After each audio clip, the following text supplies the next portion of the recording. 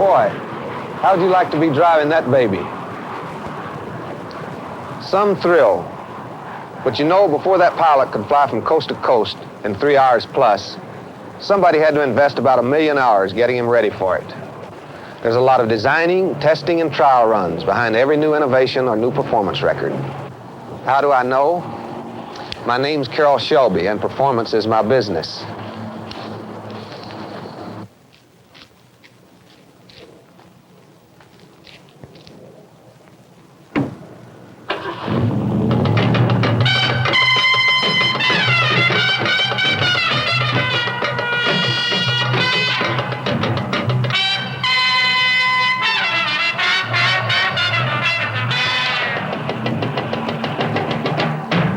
I guess fast cars have always been an important part of my life.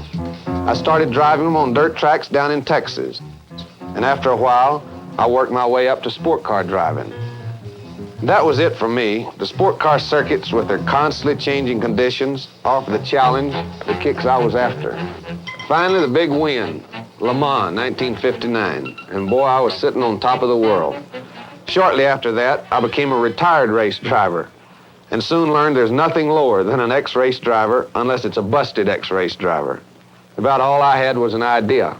You might even call it a dream. It was to build a sport car that, first of all, more people could own and enjoy driving, and second, that could race under American colors and maybe prod the old established names a little bit. Having practically no capital, I started off, but it was a coincidence, really, that got us going. First, the AC car company in England badly needed a new engine. They produced a good basic chassis and body, but had no engine source. On the other hand, Ford Motor Company over here was just in the development stage of a promising new high-performance engine. Well, after a lot of talking, I got a hold of some bodies from the AC people, and Ford agreed to help me build a new sport car I call the Cobra. The rest is in the record books. The new Ford-powered Cobras beat just about everything in sight to win the U.S. Road Racing Championship in 1963. In 1964, we took our first crack at the World Road Racing Championship with a new coupe body of our own design and a race-proved Ford engine. We took our new Ford-powered Cobra across the pond. And for the first time in a long time, Europe saw American race cars winning. We didn't take the World's Championship the first year, but we sure gave Mr. Ferrari something to think about. And that's how it all started. Today, Shelby American is a pretty good-sized business. We're building Cobras for racing and for fun. And our coupes are getting ready for another season and another crack at those red Ferraris. We've got a couple of new entries in our stable this year. The new Mustang-based GT350 and the first American car of its kind, the new Ford GT. This GT350 is a racing version of Ford's Mustang 2+2. We set the cars up for racing by installing special components, racing shocks, and so on. We're doing a lot of testing as well. Here's something else that we're excited about. It's this new Ford GT. It was designed and built by Ford engineers as kind of a laboratory on wheels to test new ideas and prove Ford's capabilities in open competition. We've been given the job of testing this new car and racing internationally. Road testing each new product change, proving out each component part, is almost as valuable to the manufacturer and designer as racing itself. This is Willow Springs Raceway, tucked away in the Mojave Desert. It's where we do much of the testing for our new cars. The interesting thing about testing out high-performance automobiles is that you can only do it with top drivers who can take the cars right up to the maximum. We've got with us today Pete Brock, head instructor at our driving school. Pete's behind the wheel of the new Mustang GT350. Coming up is Ken Miles, one of the best sport car drivers in America. The Hawk just doesn't look right unless he's leaning through a turn in a Cobra. And finally, California's presidential candidate, Daniel Sexton Gurney, piloting the new Ford GT. Most people who enjoy motor racing find the more they learn about it, the more they study good driving techniques, the more interesting the sport is to them. I don't know anybody any more qualified to pass along some of these fundamentals than our own Pete Brock. Take over, Pete. Unbelievably, a top driver can take a very fast, high-performance automobile, and whether it be Willow Springs Raceway or Le Mans or Sebring, and take this car and run this circuit time after time, lap after lap, and never vary more than a couple of tenths of a second. The whole key to this is something we call the line. It's his whole understanding of the circuit, how the corners are banked, what the road surface is, every little variation, how he places the car in there to use it to his advantage. I think the easiest way to illustrate the value of a smooth line is to take a set of corners, vary the lines, and time the results with a stopwatch. This is the only way that a driver can really know how fast he's going. First, let's take the example of the fellow who doesn't use enough road. Because his entry and exit points aren't as wide as they should be, his line won't be flat enough. It won't allow him to put the power on the ground to do the job. First run, 23.2. Another common mistake is trying too hard. Here you can see how much time is lost in spinning tires and sideways motion. Watch the entry. It's going to be too fast. Carries the car beyond its apex, forces the driver to back off and regain bite on his front tires. This will cause him to lose a lot of valuable time. Pretty ragged. Here's how it's done correctly. Fast, wide entry, smooth, powerful braking while downshifting, positioning the car correctly for the apex. Straighten the line as much as possible to minimize the weight transfer. Perfect. Nice line.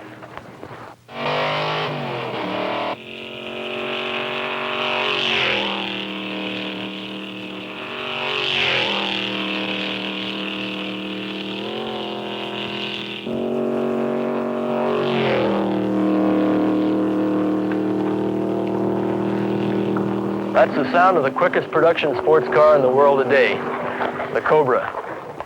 Turn 1 is a constant radius, very fast third gear corner.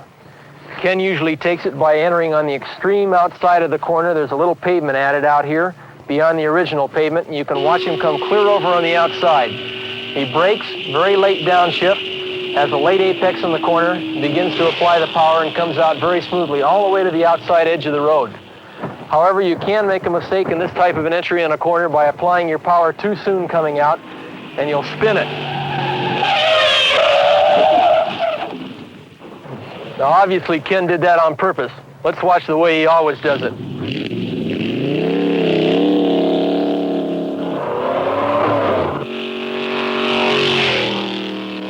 Now, turn 2 is a constant radius sweeper. Watch Ken's right front wheel as he comes through this corner. You can see the whole corner is strictly throttle application with only slight bits of steering wheel correction to hold him on the line. I think one of the most beautiful things that a driver or a spectator can experience in racing is a four-wheel drift through a constant radius bend like turn 2. A great driver will study the circuit the way a golfer will study a putting green.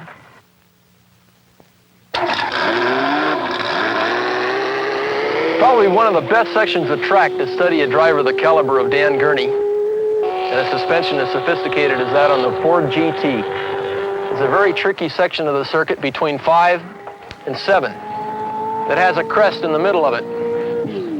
Now, as Dan went over the top of that hill, he upshifted, wait till the car settles, got his foot well planted in it, and he's entering an extremely fast area of track right in here.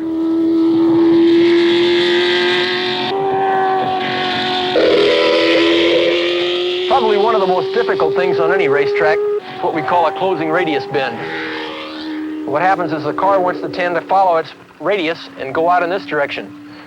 So the driver has to compensate for it by running very wide, feathering off the throttle, picking a late apex over here, and just finding the right point in the speed where he can cut across his apex and come out. That point is a black tire. Watch Dan cut across the tire and pick up a small puff of dust on the apex, get well into the throttle, look, and he heads down toward the start-finish line.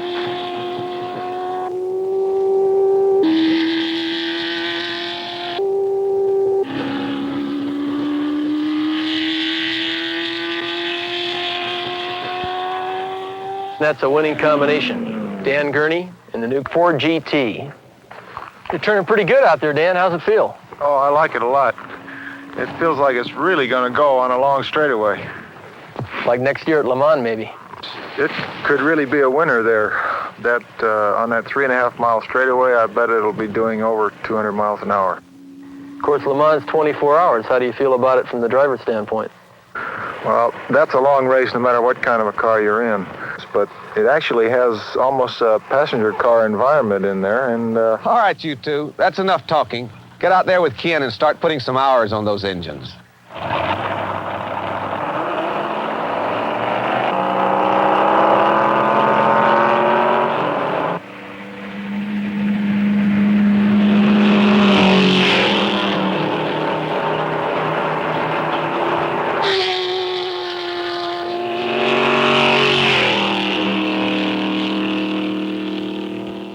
Race drivers are all the same. Give them a car and a track and they'll start running with each other.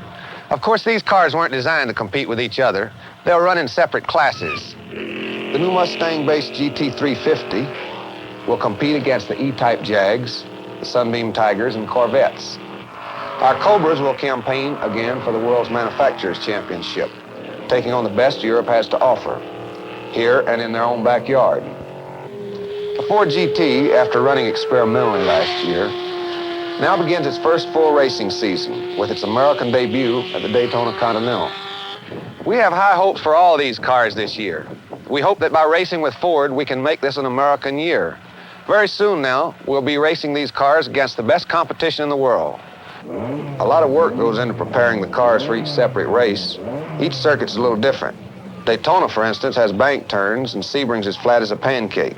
So we set up the cars a little differently, changing spring rates and shock adjustments. Finally, you can't do any more tinkering. The cars qualify for places, and then it's time to put your reputation on the line.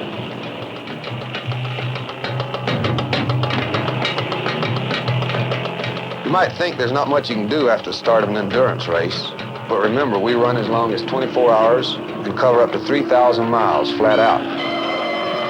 Cars and drivers take incredible punishment. Fatigue sets in, both human and mechanical. We have to make corrections during pit stops, and we constantly change the driving strategy according to the track conditions and our position with regards to competition. By the middle of the afternoon, the pace is just too hot for some, and the field begins to thin out. And now the durability of our engines and components pay off. And we're running 1, 2, 3, 4.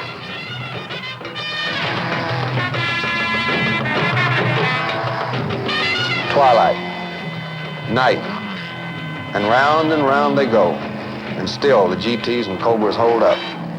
Finally, one more lap, and then it's all over. And the big board places the overall winner, and yours truly is back in the winner's circle, along with Ford and 2 great drivers.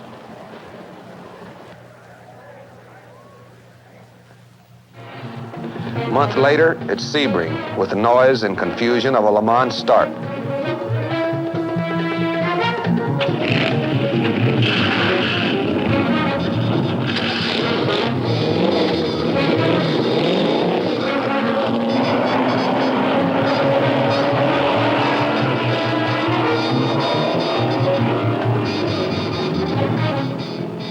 And another long day starts.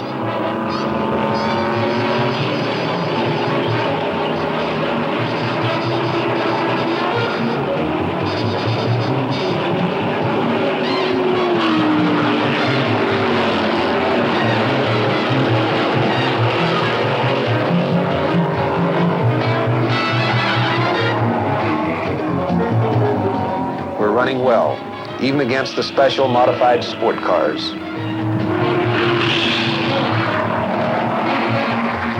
The hours take their toll, and we lose a GT to suspension trouble.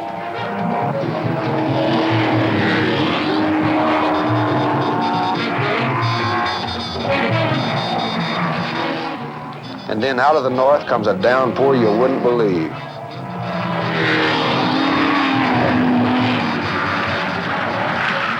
And the cars are all over the track. They look more like motorboats than race cars.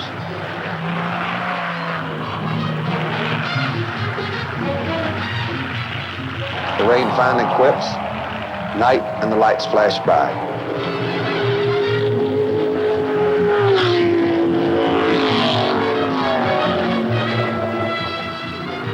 into the 11th hour, and then it's all over. And the Ford GT finishes second overall, its second straight Grand Touring prototype victory. Well, we did all right the first couple of times out. The field of cars were very impressive at Daytona and Sebring. Now we're getting ready for the big ones overseas: Monza, Targa Florio, and Le Mans. In the weeks to come, we hope to continue our string of victories. It's a cinch that whatever success we find, we'll also find our share of disappointments. Motor racing is that way. It's a rich mixture of heartache and joy. For those of us who participate in this most exciting of sports, the Ford people, our crews, drivers, whatever the outcome, racing becomes a never-ending pursuit of excellence.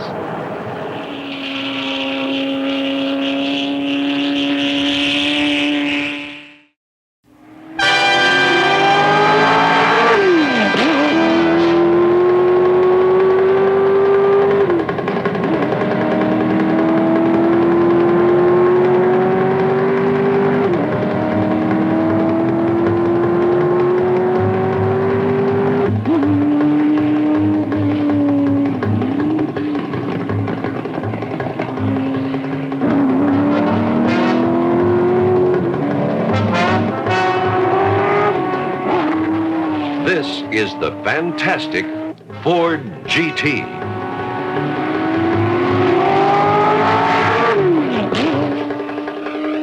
Neither built nor recommended for vacation travel. Designed specifically for competition in the international GT racing class. Built to challenge the supremacy of such world champions as Ferrari, Maserati, Jaguar. Considered the toughest of all racing competition, GT events are endurance events, lasting as long as 24 hours. Run on road courses that test everything on the car: engine, brakes, transmission, suspension. On June 20th and 21st of this year, less than 1 year after work first began on the GT, Ford entered 3 GTs as prototypes in the famous 24-hour Le Mans endurance spectacle, most famous of all European automobile races. Since the Le Mans is traditionally won by fully developed cars, by cars which are often on the verge of obsolescence, Ford's main objectives in entering the 3 fledgling GT prototypes in this toughest of all competition were to gain experience and prove their potential. And prove their potential they did, leading the race for an hour at one point and racking up the fastest single lap in Le Mans history. It is because Ford believes that GT racing tests performance under conditions that no proving grounds can duplicate that this car was developed. It is, in effect, a laboratory on wheels, a means of meeting and solving problems today that might otherwise not be solved for years. Weighing only 1,925 pounds, some 500 pounds less than the Mustang, the GT soars to speeds in excess of 200 miles per hour with its 376 horsepower pushrod, all-aluminum Ford Indianapolis engine. The driver environment of the GT has been planned to fight the fatigue that can be an important factor in endurance competition. The seats are air-conditioned, with air drawn from the natural flow around the car through holes in the seats to evaporate perspiration. The experience gained in the development of this exciting car has already enabled Ford engineers to make important advances in several areas vital to total performance. Advances that will eventually benefit Ford's superhighway cars of the future. Each time a Ford GT is entered in a competition event, it will be saying total performance in a language understood around the world.